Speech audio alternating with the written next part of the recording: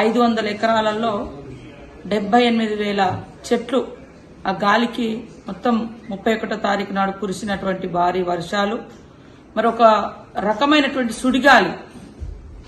సుడిగాలి రావడంతో 78,000 only drone camera ద్వారా, కానీ చెట్టు నుంచి చెట్టు కౌంట్ చేస్తే అది లక్షలలో ఉండొచ్చు అనేది అనిపిస్తా ఉంది.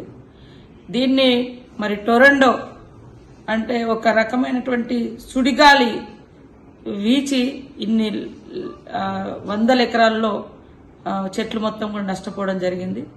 మరి వెంటనే నేను గాని సంబంధిత లోకల్ కలెక్టర్ గారు, డిఎఫ్ఓ, ఎస్పీ మేమంతా కూడా దాన్ని పరిశీలించి మొన్న ఇది ఎంత నష్టం జరిగిందో డ్రోన్ కెమెరాల ద్వారా తీయాలని ఆదేశించడంతో ఈ రోజు నిన్నటి నుంచి అవి బయటికి రావడం జరిగింది.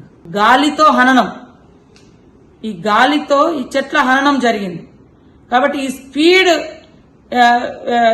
ఏదైతే సుడిగాలి ఉందో దీన్ని ఖచ్చితంగా అంచనా వేసి నష్టాన్ని పూడ్చాలని కోరుకుంటూ, ముఖ్యంగా మేమందరం అనుకుంటా ఉన్నాం, ఆ గాలి ఊర్ల మీదకి వచ్చుంటే మేడారం ప్రాంతము, సమ్మక్కసార్లమ్మ ఏరియాలో ఉన్నటువంటి చుట్టూ గ్రామాలు ఒక్క ఊరు కూడా ఆనవాళ్ళు లేకపోయేదని ఈరోజు అది గుర్తు చేసుకుంటే భయంకరమైనటువంటి పరిస్థితి ఉంది.